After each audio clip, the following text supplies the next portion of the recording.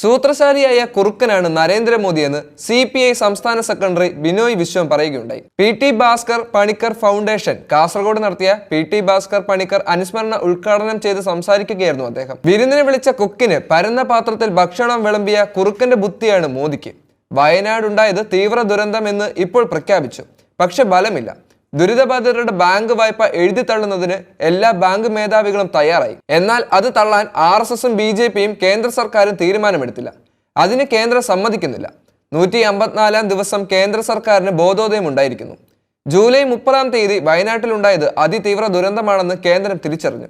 ഇത്രയും ദിവസം വേണ്ടിവന്നു മോദിയുടെ പാർട്ടിക്കും സർക്കാരിനും ആ സത്യം മനസ്സിലാക്കാൻ. ആ ഉരുൾപൊട്ടലിൽ 3 വാർഡുകൾ ഇല്ലാതായി. എത്രമാത്രം തീവ്രമായിരുന്നു അത് എന്ന് എല്ലാവരും തിരിച്ചറിഞ്ഞു. ജീവിച്ചിരിക്കുന്നവർ മരിച്ചവരെ ഓർത്ത് അസൂയപ്പെടുന്നു. ഹിരോഷിമ ബോംബാക്രമണത്തിൽ രക്ഷപ്പെട്ട ഹിബാകുഷ എന്ന സംഘടനയുടെ പ്രസിഡന്റ് പറഞ്ഞിരുന്നു. ആ വാക്ക് ചൂരൽമലയിലും കേട്ടു. കുടുംബത്തിലെ എല്ലാവരും നഷ്ടപ്പെട്ട ഇവിടുത്തെ ഓർമ്മയാണ് ഇത് പറഞ്ഞത്. കണ്ണുള്ളവർക്കും മനസ്സുള്ളവർക്കും അത് വേഗം മനസ്സിലാകും. ഇതുവരെയും കേരളത്തോട് കാണിച്ച കൊടും വഞ്ചന മറക്കാൻ പറ്റില്ല. ദേശീയ ഡിസാസ്റ്റർ ഫണ്ടിലെ തുക പറഞ്ഞുകൊണ്ട് പണം തരാതിരുന്നു. കണക്കുകൾ പലവട്ടം കൊടുത്തും മുട്ടി വിളിച്ചും പിന്നീട് മോദി നേരിട്ട് വന്നും നാടകമൊക്കെ കളിച്ചു പോയി. പിന്നീട് വഞ്ചിച്ചു. ഇപ്പോൾ കേന്ദ്രം ആർമി ഹെലികോപ്റ്റർ വാടക ഉൾപ്പെടെ കണക്ക് കൂട്ടിവെച്ച് പണം തിരിച്ചു പിടിക്കാൻ ആവശ്യപ്പെടുന്നു. ഒരേ ഒരു ഇന്ത്യ ഒരൊറ്റ ജനത എന്ന മുദ്രാവാക്യം വിളിക്കുമ്പോഴും ആ ഇന്ത്യയുടെ ഭാഗമല്ലേ നമ്മൾ? കേരളക്കാർ ഇന്ത്യയുടെ ഭാഗമല്ലേ? മലയാളികൾ ഇന്ത്യയുടെ ഭാഗമല്ലേ? ഇതാണ് കമ്മ്യൂണിസ്റ്റ് പാർട്ടിയും LDFും ഉന്നയിച്ചത്. വയനാടിന് വേണ്ടി നിരന്തരം ശബ്ദിച്ചത് CPI ആണ്. കേരളത്തോട് കേന്ദ്രം കാണിച്ചത് അനീതിയാണ്. ചില്ലിക്കാശ് തരാതെ മുറിവിന് ഉപ്പ് തേച്ച് ഇപ്പോൾ പറയുന്നു അതൊരു തീവ്ര ദുരന്തമാണെന്ന്. ഈ സർക്കാർ ഇന്ത്യയുടെ ഐക്യത്തിന് നിരക്കാത്ത സർക്കാരാണെന്ന് ബിനോയ് വിശ്വം പറയുന്നു. ജനങ്ങളുടെ ദുഃഖം അറിയാത്ത സർക്കാരാണ് മോദി സർക്കാർ എന്നും അദ്ദേഹം പറയുന്നു. മോദി പറയുന്ന സബ്കാ സാത്ത് എന്നതിൽ നാം പെടുന്നില്ല. മോദി സർക്കാർ അദാനിക്കും അംബാനിക്കുമൊപ്പമാണ്. ഇതിനെ രാഷ്ട്രീയമായി എതിർത്തേ പറ്റൂ. ഇടതുപക്ഷമാണ് മോദിയെയും RSSനെയും എതിർക്കുന്നത്. അതാണ് അവർക്ക് ഇടതുപക്ഷത്തോട് വിരോധം. പരിമിതിയുള്ള സർക്കാരാണ് കേരള സർക്കാർ. അതിന് കാരണം കേന്ദ്ര സർക്കാരാണ്. തരേണ്ട പണം തരാതെ സാമ്പത്തികമായി ശ്വാസം മുട്ടിച്ചും കേരളത്തെ പൊറുതി മുട്ടിക്കുകയാണ്. കേരളത്തിന് ഫണ്ട് കുറവാണ്. ആഗ്രഹിക്കുന്നതെല്ലാം ചെയ്യാനാവുന്നില്ല. ആ പരിമിതികളെല്ലാം ഉണ്ടെങ്കിലും സർക്കാരിന് അറിയാം ജനങ്ങളെ മറക്കാൻ പാടില്ലെന്ന്.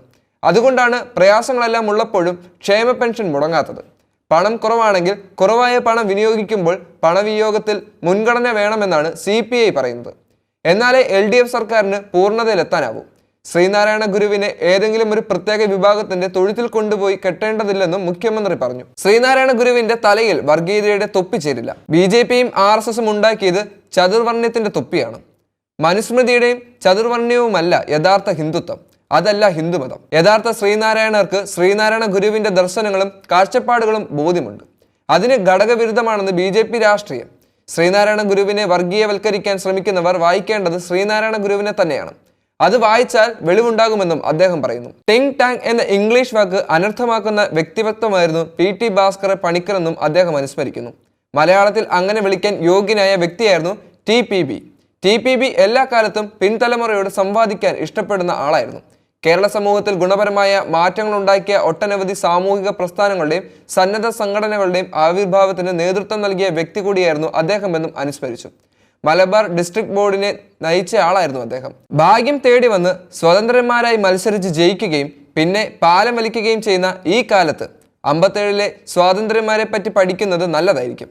കമ്മ്യൂണിസ്റ്റ് പാർട്ടിയിലെ 57-ലെ സ്വാതന്ത്ര്യന്മാരും പിൽക്കാലത്തെ സ്വാതന്ത്ര്യന്മാരെയും ഗവേഷണ വിഷയമാക്കുന്നത് നല്ലതായിരിക്കുമെന്നും അദ്ദേഹം പറയുകയുണ്ടായി.